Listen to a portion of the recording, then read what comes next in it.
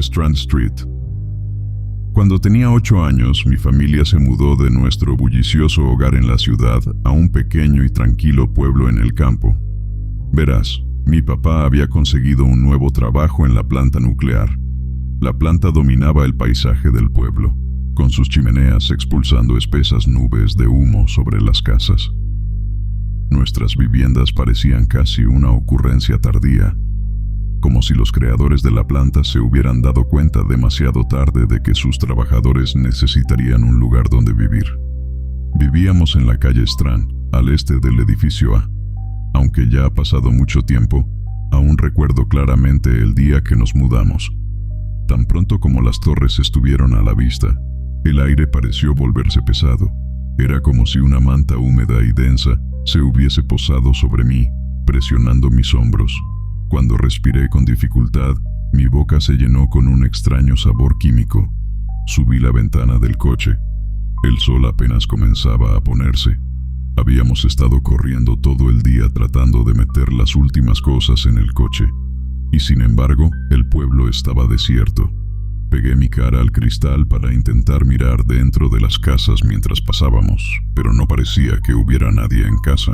Cada ventana estaba completamente cubierta desde el interior, sin permitir que ni siquiera un rayo de luz se escapara.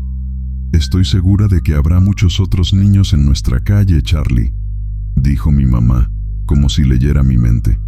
Se giró, apretando mi mano. Intenté sonreír.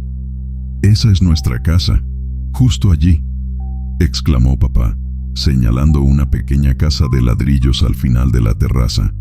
Mientras intentaba aparcar en la estrecha calle, noté a una pareja que pasaba muy rápido junto a nosotros, cargando bolsas de compras grises. Miraban hacia atrás de vez en cuando, como si lo siguiera algo que solo ellos podían ver. Finalmente, se detuvieron en una casa a unas pocas puertas de la nuestra, y la mujer soltó un suspiro que había estado conteniendo. Luego, comenzó a señalarnos y a susurrar algo al hombre, que ya miraba preocupado a mis padres mientras descargaban el coche. Salí del coche y me quedé cerca de mi papá, quien entusiastamente estrechaba la mano del hombre e introducía a nuestra familia.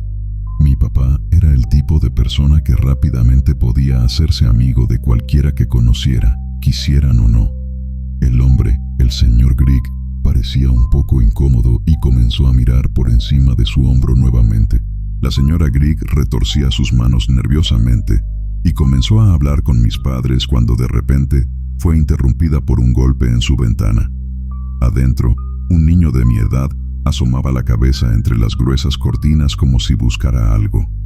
Me miró y esbozó una amplia sonrisa, mostrando un diente frontal ausente. Tan rápido como apareció, la ventana quedó vacía y escuchamos pasos resonantes desde el interior de la casa. La señora Grigg giró sobre sus talones y casi corrió hacia la casa en un intento de llevar al niño de vuelta. Sin embargo, salió disparado por la calle, casi derribándome. «Soy Toby», dijo, sin apenas darme tiempo para presentarme antes de preguntar sobre el libro en mi mano y hablar a 1000 por hora sobre cómo él también había comenzado a leer esa serie, cuál era mi personaje favorito y si ya había llegado a la parte realmente aterradora. Los Grigg nos miraban nerviosos, y mi mamá nos instó suavemente a Toby y a mí a entrar para buscar mi nueva habitación.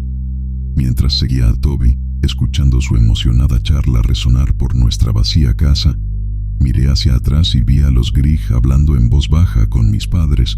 La sonrisa se había desvanecido del rostro de mi papá, y tanto él como mi mamá tenían ahora la misma expresión de miedo que acababa de ver en los padres de Toby.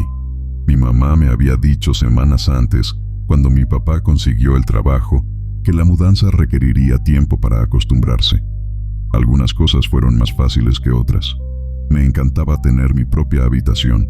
Había mucho más espacio para jugar que en nuestro pequeño piso. Incluso la nueva escuela primaria no parecía tan aterradora, ahora que tendría a Toby a mi lado en septiembre. Pero algunas cosas tomaron más tiempo para asimilar. Toby y yo podíamos pasar horas jugando en la calle, pateando una vieja pelota de fútbol o corriendo como piratas. Pero cada día, cuando el sol comenzaba a ponerse, Nuestras madres aparecían en la puerta y nos llamaban apresuradamente para entrar. Mi mamá aún no estaba al mismo nivel que la de Toby. La señora Grigg parecía estar siempre acechando detrás de su puerta, esperando a que alguna alarma sonara en su cabeza para poder llamarlo.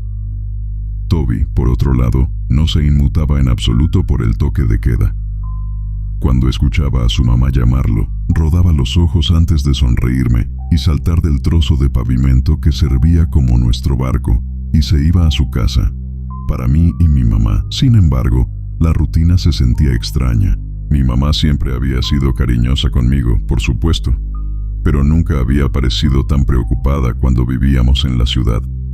Podía pasar todo el día en el parque al otro lado de la calle, leyendo mi libro en los columpios, solo entrando a casa para cenar una vez que ya había oscurecido. Pero ahora, ella parecía casi asustada mientras esperaba a que caminara la corta distancia hasta nuestra casa. Su ceño solo se relajaba cuando estaba dentro con la puerta cerrada. Mi papá regresaba a casa un poco después, caminando junto al señor Grigg después de terminar su jornada laboral. Papá echaba un cerrojo en la puerta cuando entraba. Cerrábamos todas las cortinas y luego nos sentábamos a cenar, acompañados por el zumbido constante de la planta. Unas semanas después, casi me había acostumbrado a nuestra extraña nueva rutina. Sin embargo, algo que aún me molestaba era el ruido.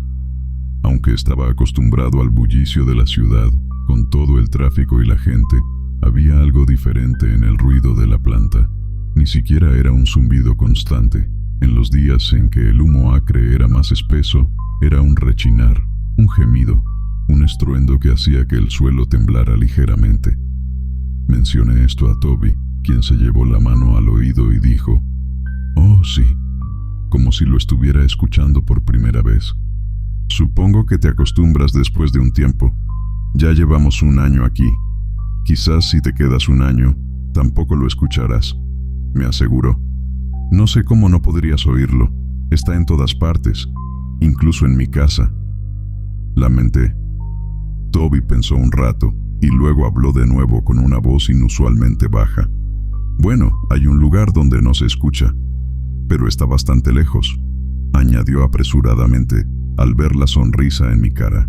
Hasta ahora no me había aventurado más allá de un par de calles. Me sentía encerrado y solo quería explorar. «Todavía está bastante claro, ¿no?», le pregunté mirando al cielo. Toby miró su reloj de dinosaurio, luego al cielo, y después a mi cara esperanzada en rápida sucesión. «Estoy seguro de que tenemos tiempo», decidió. «Vamos». Toby lideró el camino, sus zapatillas resonando en la acera. «Espera un minuto», llamé. El aire espeso quemaba mis pulmones mientras luchaba por mantenerme al día. Toby se dio la vuelta de un golpe, preocupado tanto por mi cara cada vez más roja como por los segundos que pasaban en su reloj. Hicimos un compromiso con una caminata rápida, tratando de ignorar las farolas que se encendían una por una. Finalmente, la acera se desvaneció en un sendero desgastado, con hierba y dientes de león que emergían de cada grieta. El aire comenzó a sentirse tranquilo y fresco. Sentí como si la planta aflojara su agarre sobre mí. Había olvidado lo que era respirar con tanta facilidad. «Allí», dijo Toby, su rostro brillando de orgullo. Habíamos llegado a un claro, rodeado de árboles y cubierto por una exuberante alfombra de hierba. Flores silvestres salpicaban el paisaje, con tonos pastel de púrpura, azul y rosa en medio del mar de verde. Los últimos rayos de sol brillaban en un arroyo burbujeante, sobre el cual se alzaba un pintoresco puente de ladrillos. No podía creer el contraste de este maravilloso lugar con la calle Strand. Era como haber salido de una imagen en blanco y negro y haber entrado en un deslumbrante Technicolor. Pero la mejor parte de todo era el silencio. Como Toby había prometido, lo único que se oía en el claro era el suave correr del arroyo y el viento soplando entre los árboles. «¿Ves? Te lo dije, Charlie», dijo él, su rostro iluminado de emoción. «Es agradable aquí, ¿verdad?». Podría haberme quedado allí para siempre. Recogimos flores, sentimos la suave hierba bajo nuestros pies, Lanzamos ramitas al arroyo desde el puente y las observamos navegar corriente abajo. Sentí una ligereza en el pecho y una sensación de libertad que no había sentido desde que dejamos la ciudad. Trepamos árboles, buscamos peces en el arroyo y vimos como el sol se ocultaba en el horizonte. El atardecer, el tiempo, las reglas. De repente, se había hecho muy, muy oscuro. Aunque las reglas se habían convertido en parte de nuestro ADN, fue difícil luchar contra el nuevo y persistente deseo de quedarnos en el claro, aunque fuera 5 minutos más.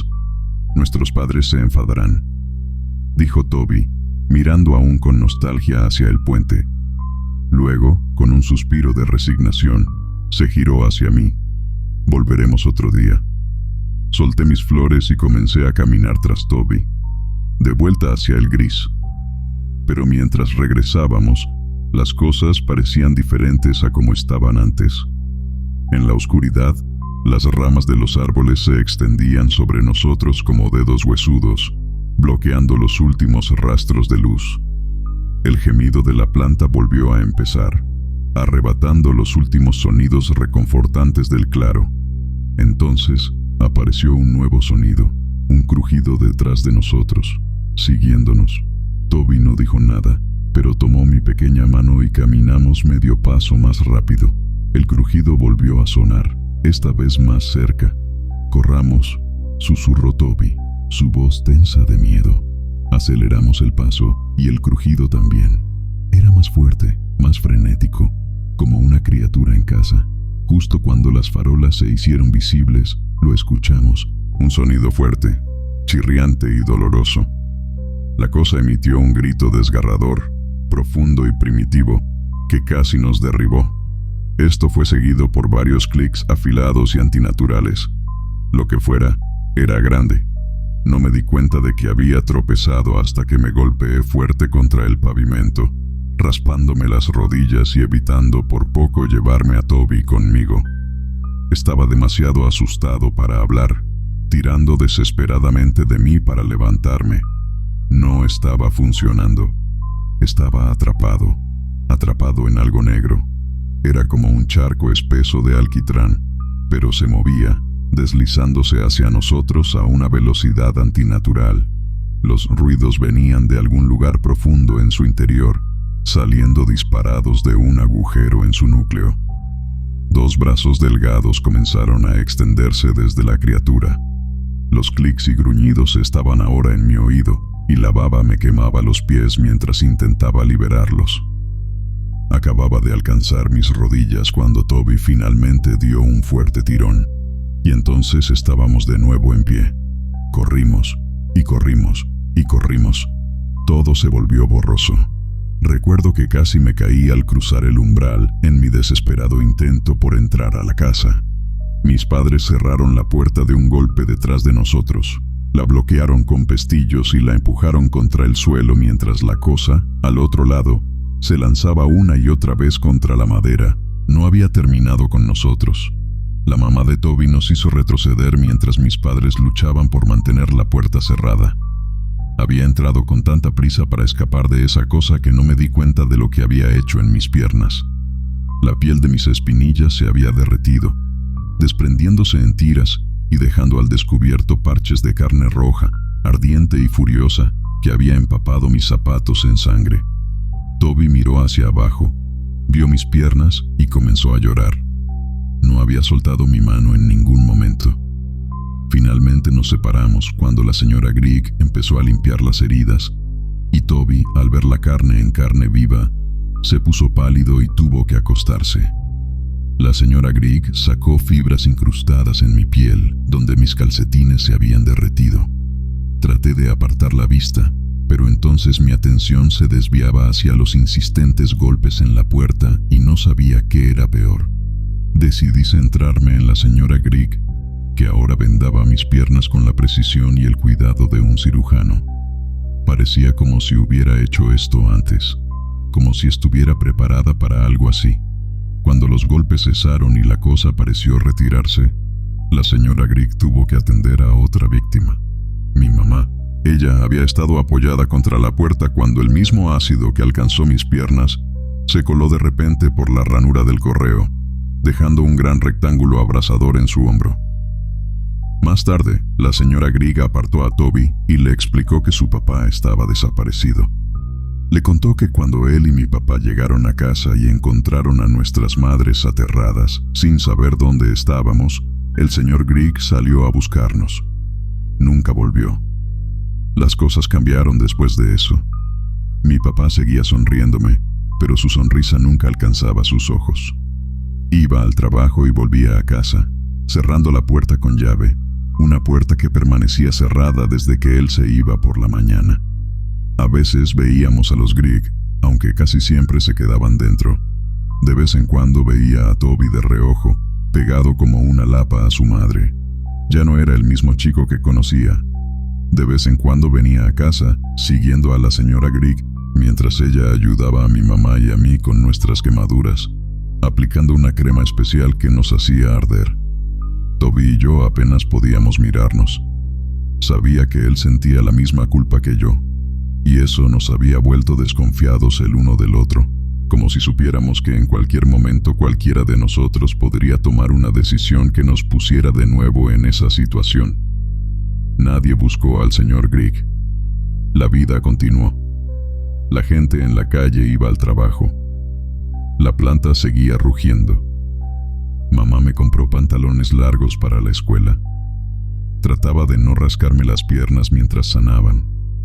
Intentaba no pensar en el claro y en cuánto deseaba volver allí. Me sentía culpable cuando lo deseaba. Toby y yo seguimos en la escuela, cumpliendo con la rutina. Con el tiempo volvimos a acercarnos, pero nunca hablamos de lo que había pasado aquella noche. Caminábamos juntos de regreso a casa, charlando alegremente como si fuéramos niños otra vez, riendo sin ninguna preocupación. Hasta que un día, sin pensar, a mitad de una historia sobre una tontería que había hecho mi papá años atrás, levanté la vista y vi la expresión triste de Toby. «Lo siento, Toby», dije, dándole una palmada en el brazo. «Lo extraño», suspiró. «Desearía que al menos pudiéramos hablar de él, pero es...». Se quedó callado, señalando con la cabeza hacia su puerta, donde sabíamos que su mamá lo esperaba. «Él sigue contigo», le dije. Toby esbozó una pequeña sonrisa antes de entrar a su casa. Con el tiempo, las cosas pasaron factura a mis padres. Esperaban hasta creer que estaba dormido para discutir, a veces gritando hasta altas horas de la madrugada. Me acurrucaba bajo mi edredón, apretando mi osito de peluche contra una oreja y tapándome la otra con la mano para intentar bloquear el ruido, incluso cuando ya era demasiado mayor para eso. A veces escuchaba a mi mamá gritar, y en las peores noches sacaba a relucir aquella noche, nuestras quemaduras y lo que le había pasado al señor Grigg.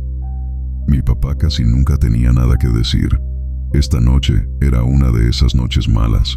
Habían pasado 8 años desde el día en que nos siguieron a casa. Mis piernas, antes de un rojo furioso, habían sanado a un tono rosado, aunque aún dolían. Mientras caminaba de puntillas hacia el rellano, intentando escuchar de qué estaba gritando mi mamá, la escuché decir: «No vale la pena, Nick, no vale la pena». Les preocupaba menos que los oyera a medida que fui creciendo. Tal vez ya debería estar acostumbrado. Aún abrazaba a mi osito de peluche contra mi pecho, intentando contener las lágrimas, sintiéndome infantil. De repente, escuché el pestillo de la puerta deslizarse y luego un fuerte portazo. Bajé las escaleras en silencio, viendo a mi papá, solo, en el vestíbulo. «¿Papá?», llamé. Supongo que, dado que los cambios ocurrieron a lo largo de tantos años, no me di cuenta de ellos. Mi papá nunca fue un hombre grande, pero al mirarlo ahora, podía ver cuánto se había encogido. Estaba delgado, encorvado, probablemente por los años de trabajo en la planta. Había perdido su cabello y pasaba más tiempo tosiendo que hablando. Su sonrisa había desaparecido hace tiempo. Él también se había perdido. «Se ha ido», susurró, mirando más allá de la puerta abierta. Me tomó unos segundos entender lo que eso significaba. había salido, de noche, en la oscuridad, donde esa cosa estaría. Si mi papá sentía algo, no lo demostraba. Permaneció allí, en el vestíbulo, con sus manos huesudas temblando. Tampoco dijo nada cuando me puse el abrigo y pasé junto a él, saliendo por la puerta hacia la oscuridad.